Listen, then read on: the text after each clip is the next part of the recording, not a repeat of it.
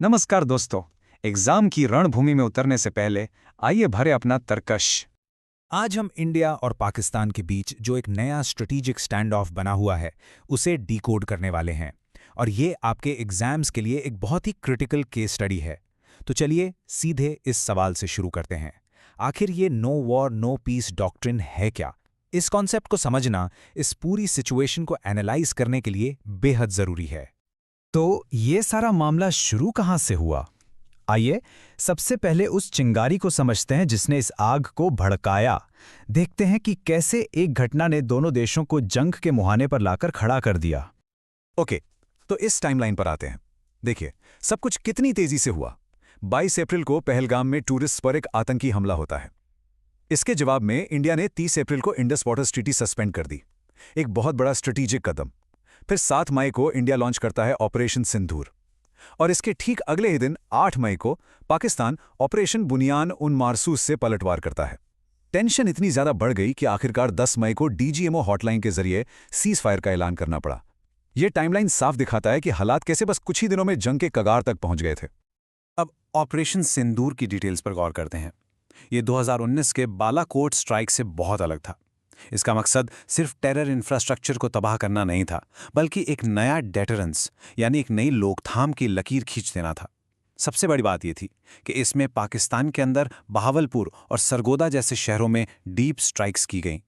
इस डॉक्ट्रिन को कहते हैं जियोग्राफिक सैंक्टिटी को तोड़ना, यानी कि आतंकियों और उनके स्टेट स्पॉन्सर्स के बीच जो एक अनकही सी लाइन थी उसे मिटा देना।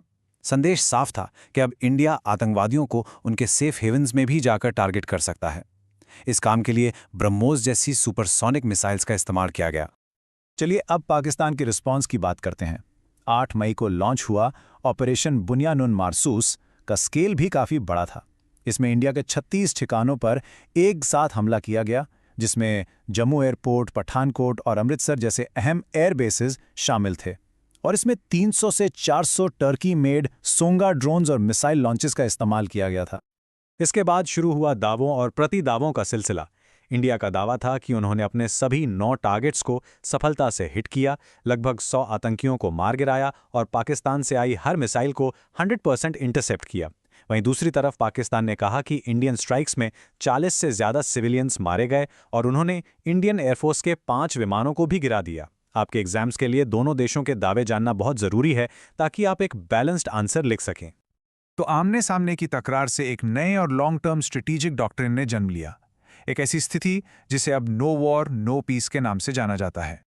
तो आखिर ये नो वॉर नो पीस है क्या? देखिए, ये एक ऐसी स्थिति है जहां फुल स्केल वॉर तो नहीं हो रही, लेकिन शांति भी नहीं है। लगातार मिलिट्री टेंशन बना रहता है, बार बार मिलिट्री एक्सरसाइजेज होती हैं और फोर्सेस हमेशा हाई अलर्ट पर रहती हैं।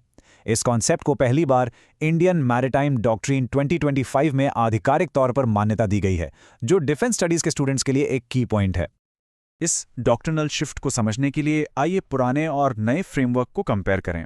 पहले मामला बड़ा सीधा था, या तो पीस था या वॉर, लेकिन अब एक ट्राई मॉडल फ्रेमवर्क है, पीस, वॉर और इन दोनों के बीच में एक नई ग्रे जोन स्थिति, जिसे हम नो वॉर नो पीस कह रहे हैं। ये एक ऐसी स्थिति है जहां लगातार तनाव बना रहता है। और ये डॉक्ट्रिन सिर्फ कागजों तक सीमित नहीं है, इसका असर जमीन पर बल्कि कहो समुंदर में साफ दिख रहा है, खास तौर पर अरेबियन सी में, जो अब तनाव का एक नया थिएटर बन गया है। और ये मैप इस बात को बिल्कुल साफ कर देता है। जरा देखिए, ये दिसंबर 2025 में इंडिया के नेवल एक्सरसाइज जोन को दिखा रहा है। अब इसकी लोकेशन स्ट्रेटेजिक रूप से बहुत अहम है।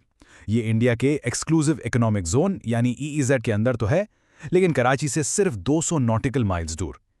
मतलब साफ है कि इंडियन नेवी पाकिस्तान के अहम शहरों तक आसानी से पहुंच सकती है, जो पाकिस्तान के लिए एक बड़ी चिंता का विषय है। अरेबियन सी इतना इंपॉर्टेंट क्यों है?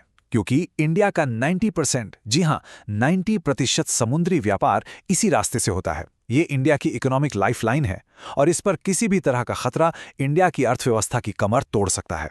इसीलिए यहां नेवल डोमिनेंस इंडिया की सिक्योरिटी के लिए नॉन निगोशिएबल है। इस नए तनाव के दौर में दोनों देशों की मिलिट्री तैयारी कैसी है? चलिए देखते हैं कि कौन सा देश मिलिट्री वाइज क्या कदम उठा रहा है। ये कॉम्पिटिटिव एग्जाम्स का एक पॉपुलर टॉपिक भी है।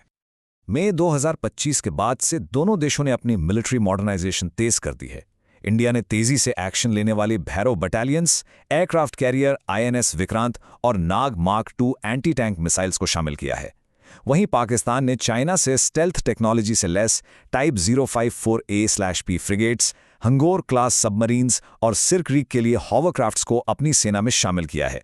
साफ है कि ये एक नई हथियारों की दौड़ है जिसमें दोनों देश एक दूसरे से आगे निकलने की कोशिश कर रहे हैं।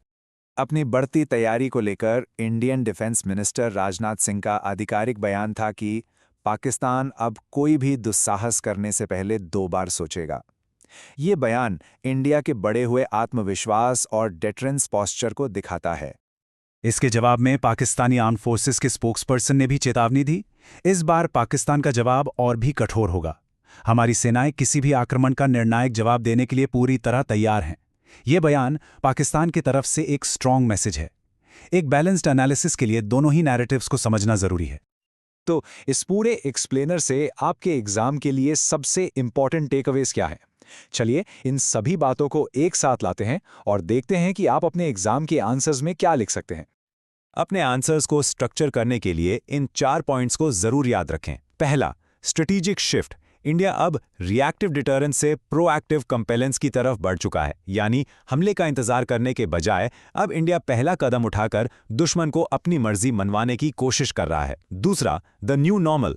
नो वॉर नो पीस अब एक परमानेंट मिलिट्री रेडीनेस की स्थिति बन गई है। तीसरा, मैरिटाइम क्रिटिकलिटी। अरेबियन सी एक बेहद जरूरी इकोनॉमिक लाइफलाइन और स्ट्रेटेजिक फ्रंट है। और चौथा, टेक्नोलॉजी रेस। ब्रह्मोस जैसे इंडिजीनियस सिस्टम्स और S-400 जैसे फॉरेन एक्विजिशंस नए पावर बैलेंस के सेंटर में हैं। और अंत में एक सवाल आपके सोचने के लिए, क्या ये no war no peace doctrine conflict को मैनेज करने की एक स्थिर स्ट्रैटेजी है, या फिर ये अनजाने में एक बड़े युद्ध की तरफ ले जाने वाला एक खतरनाक नया रास्ता है? इस सवाल का जवाब ही इंडिया और पाकिस्तान के आने वाले कल को शेप करेगा। इस टॉपिक पर आपके लिए रेडी रेकनर नोट्स डिस्क्रिप्शन दिए लिंक से एक्सेस कर सकते हैं। All the best for your preparation.